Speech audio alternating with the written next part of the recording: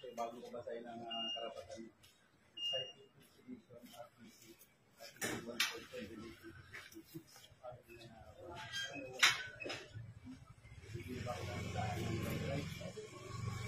Ikaw, Pat versus Italian Procedures ay ina-arresto namin sa salang inciting to sedition in relation to Section 6 of Magandang hapon po mga kababayan. Siguro naman po natatandaan nyo po yung pulis na vlogger, na maingay po sa social media na tinitira niya po si Bangag dahil sa mga katiwalian na ginagawa po nito sa kanyang administrasyon.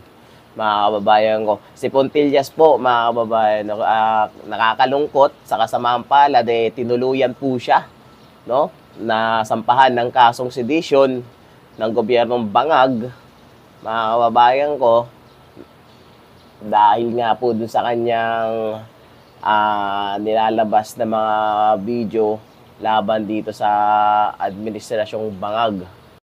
Sa video po na ipapakita ko po sa inyo mga kababayan ay kumbaga sa pangyayaring ito ay hindi lamang isang pag-atake kay Fontillas, kundi isang malinaw na babala po para sa ating lahat na mga Pilipinong nagtatanggang tuligsain ang kasalukuyang administrasyon, mga kababayan ko. Kaya medyo yung iba natatakot po, natatakot na kalabanin ang administrasyong Bangag, mga kababayan, Yung ibang men in uniform natatakot na kahit alam po nilang mali na ay natatakot po silang tuligsain o kumbaga natatakot po silang kalabanin, kahit mali na po ang iniutos sa kanila kasi nga po dahil dito sa pinapakita ng administrasyong panggigipit sa mga tumutuligsa sa kanya, lalong-lalo na kapag ikaw ay nasa serbisyo, mga babayan ko. Siguro yan po yung nakikita ko ding dahilan kung bakit tiko mambibig ng mga men in uniform na kahit alam po nila maling-mali na po ang pinaggagawa para sa kanila, mga kababayan. Ang pagsampa po ng kasong sedition laban kay Fontillas, mga kababayan, dahil lamang sa kanyang pagpapahayag ng kanyang mga opinyon ay isa pong malinaw na paglabag sa kanyang karapatang pangtao. Partikular na po ang kanyang karapatan sa malayang pagpapahayag, mga kababayan, na garantiya ng konstitusyon ng Pilipinas.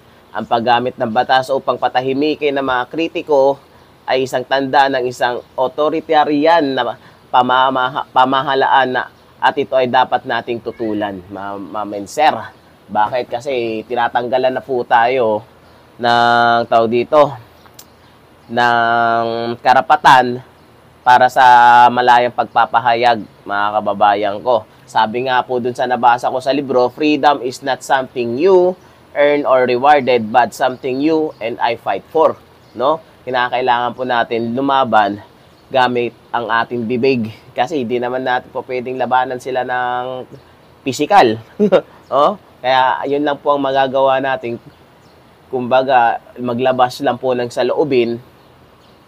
Nakikita ko po dito sa insidenteng ito, mga kababayan, ay nagpapakita ng lumalalang sitwasyon ng paglabag sa karapatang ng pantao sa Pilipinas. Ang pag-atake sa mga mamamahayag, sa mga vlogger, sa mga ordinaryong mamamayan na nagpapahayag ng kanilang mga saloobin ay isang malaking banta sa demokrasya, mga kababayan. Ang pag-aresto at pagsampa ng kaso kay Fontillas ay isang malinaw na mensahe. Ang sino mang magsasalita laban sa administrasyong ito ay talagang malilintikan. Yun po yung nakikita ko po sa insidenteng ito, mga kababayan ko. Kasi ginawa na po nila Di po ba? Ang dating pulis na nagpahayag lamang ng saloobin talagang ginipit, kinasuhan, tinanggal sa serbisyo at ngayon nga po nasampahan na ng kaso na sedition. Kaya dapat nating kondinahin ang ginagawang ito ng administrasyon, mga kababayan. Dapat nating ipagtanggol ang karapatan sa malayang pagpapamahayag at ang karapatan ng bawat Pilipino na ipahayag ang kanyang mga saloobin na walang takot at pag-uusig. Ang katahimikan na hindi ang sagot. Hindi po kasagot. Hindi po tayo makakalaban kung nakatikom ang ating mga bibig, mga kababayan ko.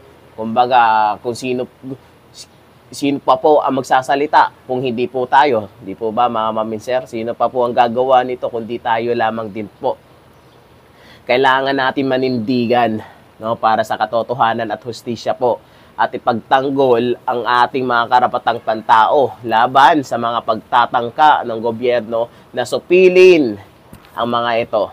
Ang pagka-aresto kay Patrolman Fontillas, mga ma'am and sir, ay isang paalala na ang laban para sa demokrasya ay patuloy pa rin. Ayun mga kababayan ko, nakakalungkot lamang kasi po kung sino pa po yung mga tao na handang lumaban, no, mga kababayan ko, para sa katotohanan, siya pa po itong iniipit ng administrasyong ngagba. No, hindi naman natin na kailangan na po ipagtakayan gawa ng, syempre, alam naman po natin na ayaw po nilang matuligsa at mabulgar sa buong bansa kung gaano sila kaogag sa kanilang pamamahala, mga kababayan ko, no? Sana malampasan kaagad ng ating kapatid na si Fontillas ang kanyang mga pinagdadaanan ngayon at sana mga mamensere, hindi po ito maging banta para matakot po kayo na magsalita o magpakita ng inyong saloobin laban sa administrasyong bangag. Tuloy lang po sana ang laban natin kasi kung hindi po tayo ang gagawa, sino po ang lalaban at pagsasalita para sa ating mga karapatan?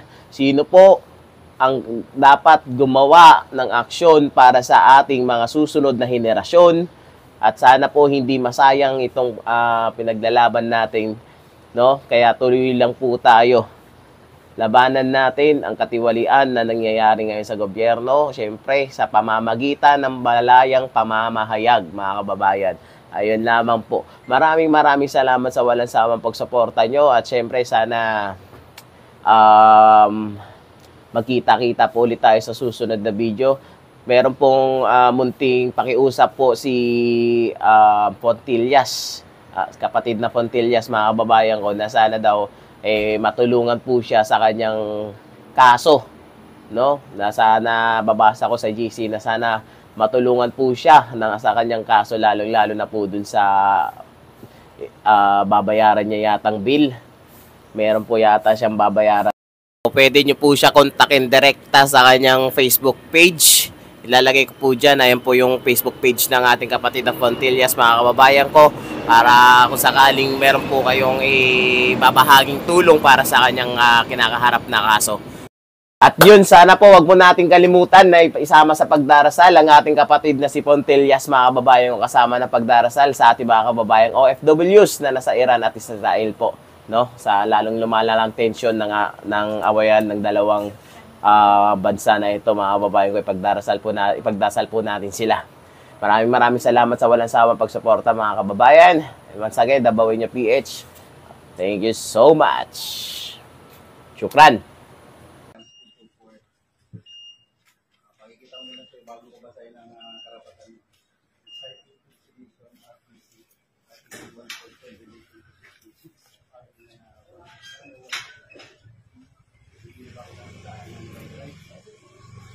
Ikaw, Pat Francis Quintal Fontillas ay inaresto namin sa salang inciting to sedition in relation to Section 6 of